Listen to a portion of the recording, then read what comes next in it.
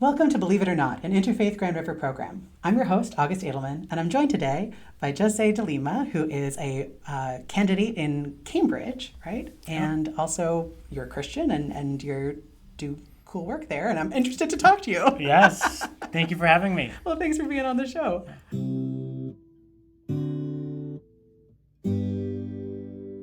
So tell us a bit about yourself, maybe a little more detail than what I just gave. Sounds good. So my name is José de Lima. I use he, they pronouns. Mm-hmm.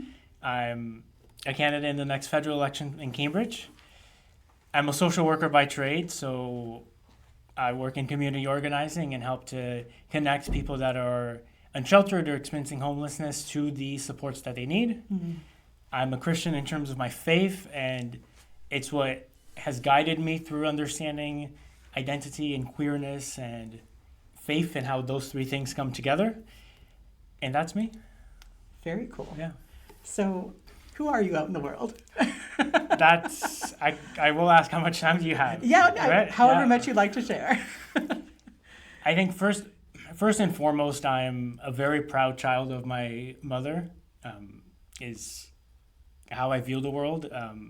When we first moved here, things weren't what we expected them to be. Mm-hmm. And so as we went through those challenges, she made a decision that was best for her family at the time, and was the right decision, and was the decision to stay in Canada.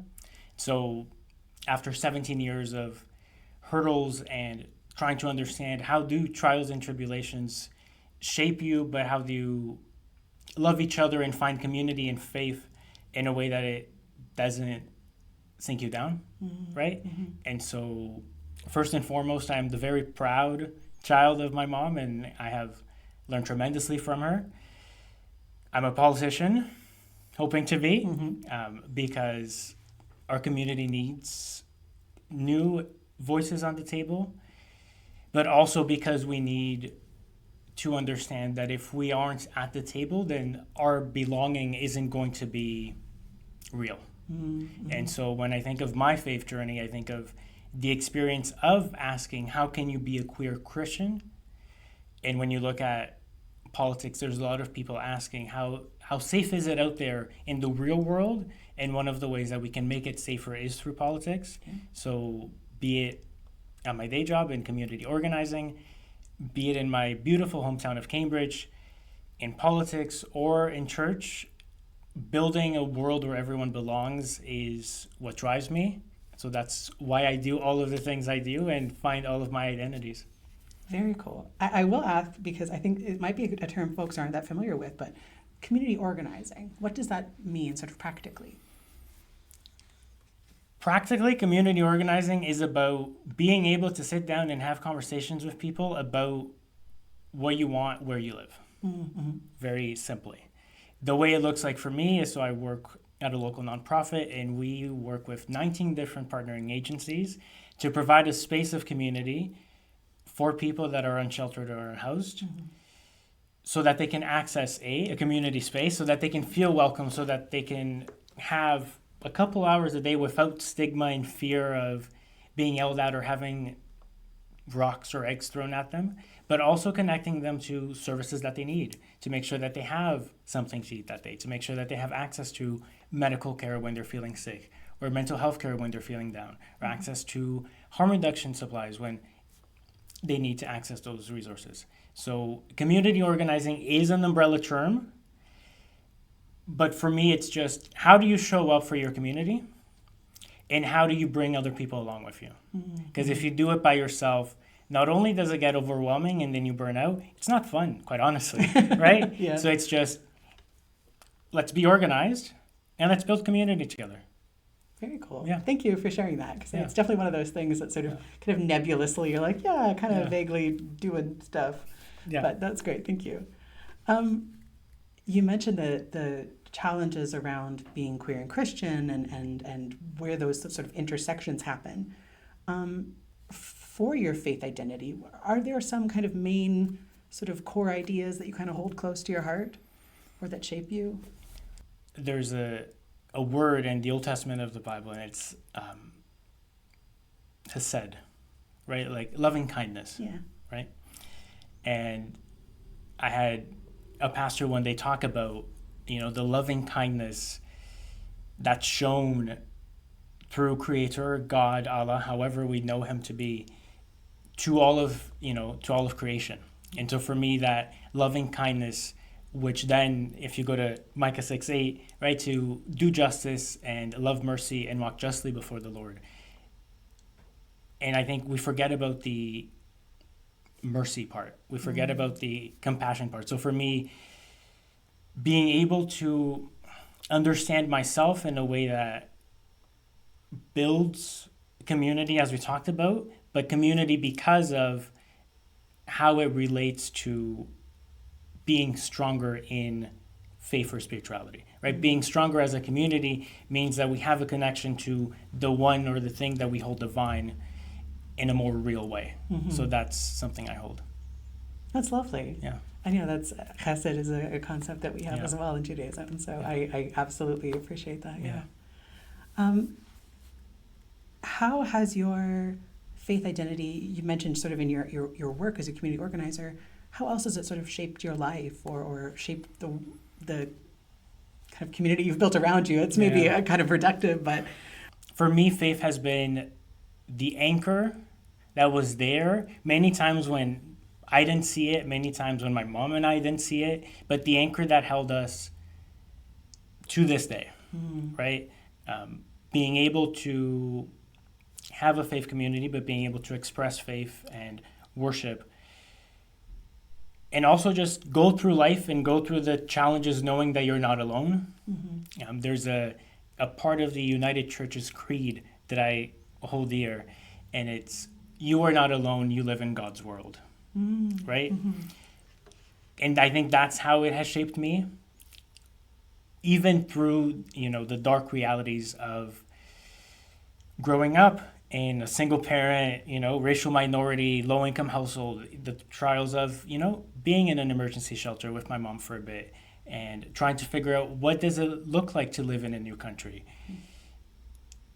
Having faith is that bedrock of opportunity to know that things are going to be okay, even if you can't see the sun outside. But also it's that bedrock to know you have people in your corner, as in your faith community. And there's stories in scriptures and holy texts of people that have suffered and walked through challenges and made it. And were able to call out and say, I need help. I can't do it. But I think part of it also is recognizing you can't do anything by yourself. So whether it is you're going through a tough time and you need to take a moment to pray, or you're going through a tough time and that worship service is the thing that's going to hold you for the rest of the week, or whether it is, hey, I need someone to, come over because I don't have enough groceries for the rest of the week. That's all ways that faith shows up and has shown up in my life to strengthen me and give me life, both metaphorically but also literally in many situations. Yeah. That's beautiful. Thank you. No worries. And so has there been a time in your life where your faith posed a challenge to you?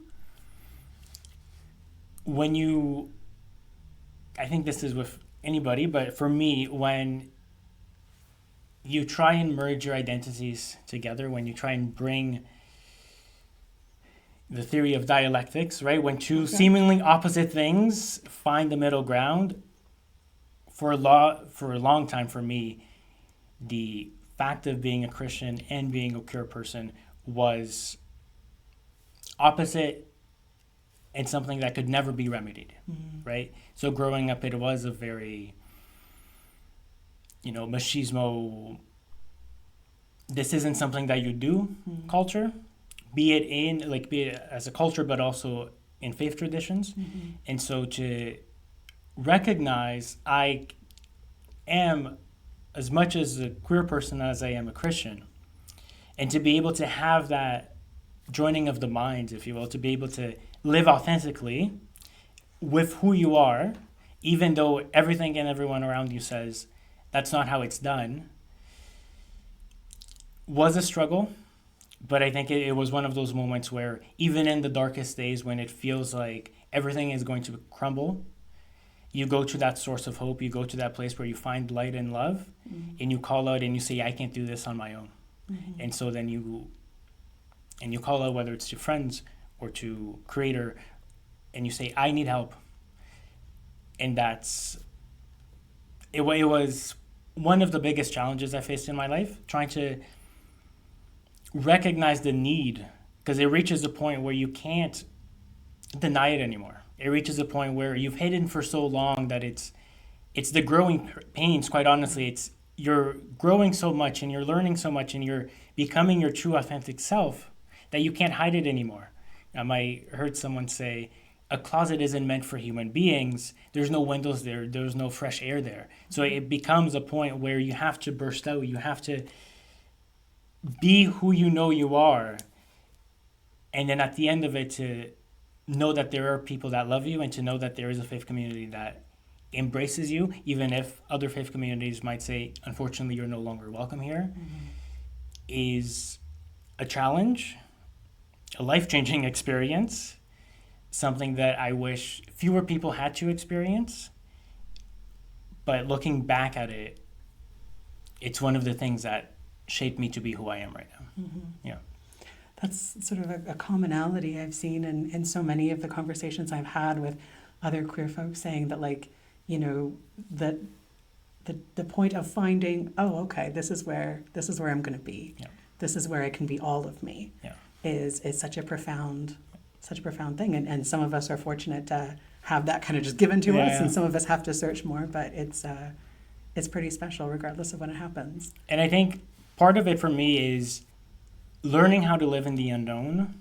You know, when you get kicked out of somewhere or a door closes behind you and a community is lost, there's a period of you don't know what's going to happen. You don't know where you're going to end up. You don't know if anybody is going to accept you. And so that period of the unknown, for me, was a blessing in disguise, if you will, because it helps you to grow, and it helps your faith to grow. And it also helps you identify what are the things that you need, right? Because something that was so important to you was taken away, now you have to start all over. So then you're able to pick up the pieces and say, I'm going to do this the way that it was meant to be. And the way where I can be the best and true version of myself without fear, right? And so then, as much as there's sorrow, that fear gets removed, and then that's when the joy comes in. Yeah. That's beautifully put. Yeah. So I guess my last kind of question is around if there's sort of something that we're like, oh, I hope she asked me about this. I really want to talk about this idea or this concept that's so important to me. I don't think there's anything specific, but as I think about my faith journey, as I think about everything that's gotten me to this point, but also how did I survive, right? Like, how do you go from being kicked out of a church for being gay and go from being outed, right, to people that you had community with, to having a community of, you know, fellow Christians and a community of worship where you are welcomed and loved and appreciated. There's a letter that Paul wrote in the New Testament to Philemon. And it's a very short letter. I think it's second or third shortest book in the Bible. And it's Paul telling Philemon, I know what you want to do, right? So a bondservant of Philemon flees, runs away and finds Paul and is like, hey, Philemon wants me back. I don't want to go back because I don't want to be a servant anymore. And so Paul writes to Philemon and says, I know what the law says. I know what customs and rules say. I know what your heart is intending. But as you love the people of God, and as you took what I preached when I was in your house to heart, take Onesimus as your friend, as your neighbor, as your brother, not just as a servant, but as a brother. And that it's almost telling somebody what to do, but that urge to say, I get it. It doesn't make sense. It's not how you've ever done anything in your life. It's not the status quo in any way, shape, or form, but to be able to in your faith journey and as people of different spiritual backgrounds to be able to change the status quo, to be able to say, hey, we got to do something new and different, not in spite of our faith, but because of it, right? Mm-hmm. So that letter speaks to me on a personal level of everything that you think I'm going to say, forget about it. We're going to try something different, right?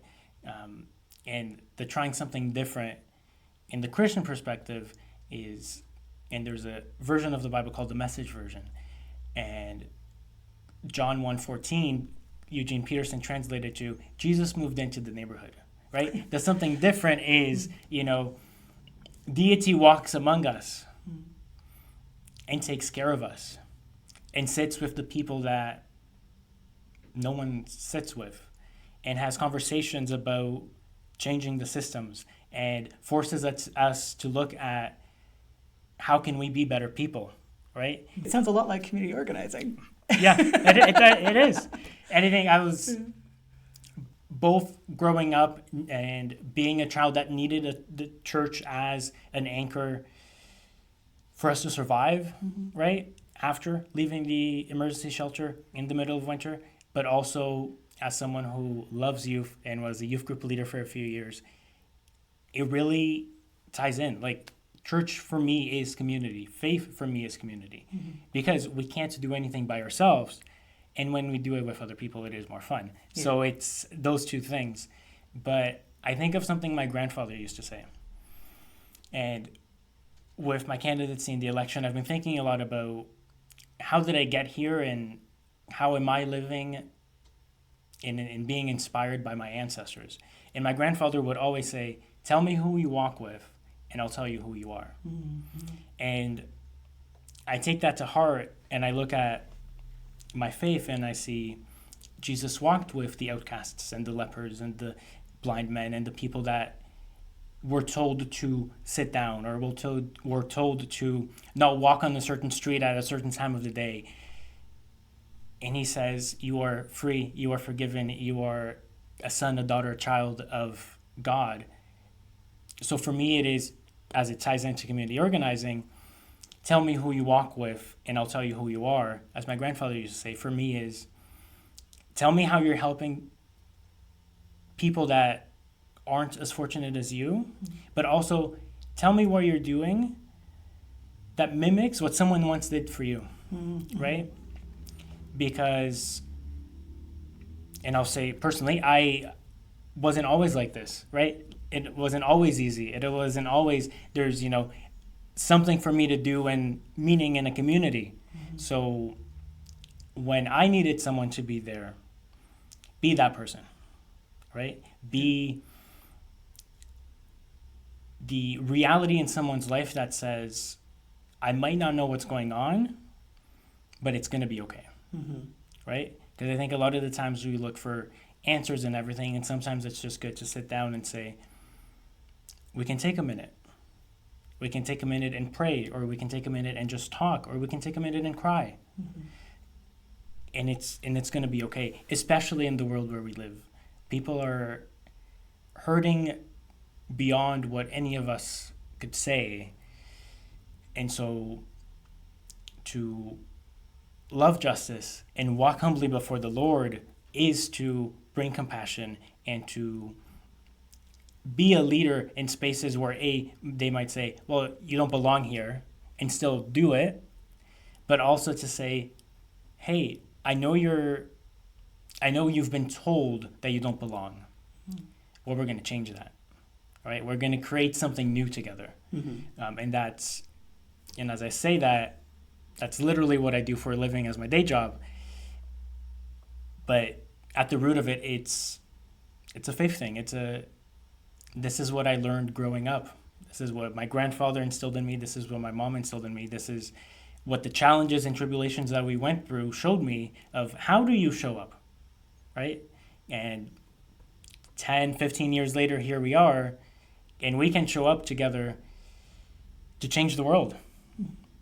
And it might not have any lasting effect, but if we're able to smile, or if we're able to advocate, or if we're able to enter a room where someone might not be welcomed and say, hey, there's this person that I know, and they want to be in this room, and how do we get him here? Mm-hmm. It might not be the next day that they show up, but starting that conversation is the only thing we can do. Yeah. Yeah. Beautifully put. Thank Yeah. you so much. No worries. Is there any sort of last, if there's a message you want to share with the people at home or anything before we close out? I'll say we need more of this, both in order to have conversations, but also in order to bring humanity back. I think when you look at the world in all of its aspects, be it economics or politics or society or in all of its aspects, it's easy to yell out something. It's easy to say, this is my conviction, this is what I believe in. The hard part is recognizing people's humanity. Mm-hmm. Mm-hmm. And so I think all of us owe it to each other to maybe take a step back and start listening, but also start recognizing that person is my neighbor, that person is a fellow human, Mm-hmm. right? Regardless of your spiritual tradition, right? The breath of life that lives in me lives in you and in everyone. And so if we can take a step back to be human with each other, and I'm not saying we're going to agree, and I'm not saying we're going to become best friends with everybody, but if we can at least recognize I am as you are, right? We are the same. We might not look the same. We might have come from different places and have different opinions and different thoughts, and we might laugh at at different jokes, but we still are the same in our humanity. Yeah. And so if we can do more of that, which in turn is doing more of this, we'll get somewhere. And again, it's not a magic wand, Yeah. but if we don't do anything, it's not going to look pretty. Yeah. Yeah. It's so easy to be isolated these days. And, part of what we're trying to do with these kinds of conversations is, you can get to know your neighbors, you can get to know your community, and you can do it online if you need to. Yeah. It's just such a small little step of Yeah. getting to know folks who are different from us, but also so similar. And I think, and part of that is, in the last few months, I've had the opportunity to, go door knocking in Cambridge and talk to folks. And I've had the opportunity to connect with people from an old church that I used to go to that wasn't welcoming of my queerness. And to be able to put that aside, it's there. You can't get rid of it. You can't just, paint a brush over it and say it never happened. But to show up in a different way with most of the wounds healed and say, hey, let's be humans together. Mm-hmm. We're not going to agree. There's a thing that happened. It was painful. It's the reality that unfortunately many people and many youth in this world face. Yeah. But can we just take a minute and talk? You might not like that I have nail polish on or earrings on, and that's okay. But I'm here because I want your community to be a better community, and I think that's something we can all agree with, right? So it's the last few months have been rewarding in being able to start up conversations with people who might have, walked to the other side of the street if they saw me in public because they didn't want to, bring it up, but almost being forced, but not forced, but, happening organically, being able to communicate with people that might have never thought they would have a conversation with you, right? That might have said, well, José left, or José was kicked out, or, well, José chose this path instead of our path, so that's a write-off. Well, actually, I'm still here, right? And we can still be humans together. We're not going to agree, but we can still be humans together and love each other. Yeah. Well, thank you so much for having a conversation here today with us and for being on the show and sharing your story and your thoughts. Thank you for having me. Yeah. And thank you for joining us. We'll see you next time on Believe It or Not.